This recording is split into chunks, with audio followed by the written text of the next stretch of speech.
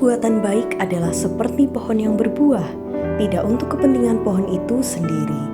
Perbuatan baik berasal dari Tuhan, maka perlu melekat kepada Tuhan. Sejak semula manusia dirancang baik adanya dan untuk kebaikan, mengasihi Allah dan menguasai bumi dengan kebaikan.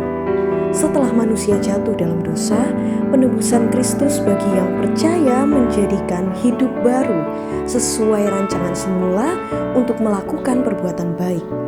Efesus 2 ayat 10 berkata, Allah sendirilah yang menjadikan keadaan kita seperti sekarang ini dan memberi kepada kita hidup baru dari Kristus Yesus. Sejak dahulu sudah direncanakannya agar hidup ini kita pakai untuk melakukan perbuatan yang baik.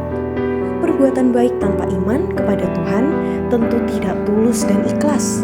Hanya bersyukur dan menyadari semua berasal dari Tuhan membuat perbuatan baik kita tulus dan ikhlas. Roma 3 ayat 28 berkata, demikianlah kita diselamatkan oleh iman kepada Kristus dan bukan oleh perbuatan baik yang kita lakukan. Perbuatan baik tidak menyelamatkan, kita diselamatkan karena iman. Apakah setelah beriman kepada Tuhan, kita boleh terus melakukan perbuatan dosa?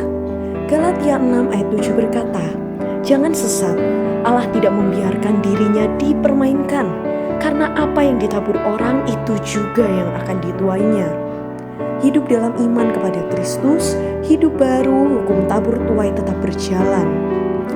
Segala perbuatan kita akan kita tuai pada waktunya. Wahyu 14 ayat 13 berkata, dan aku mendengar suara dari sorga berkata, tuliskan, berbahagialah orang-orang mati yang mati dalam Tuhan sejak sekarang ini. Sungguh kata Roh, supaya mereka boleh beristirahat dari jerih lelah mereka, karena segala perbuatan mereka menyertai mereka.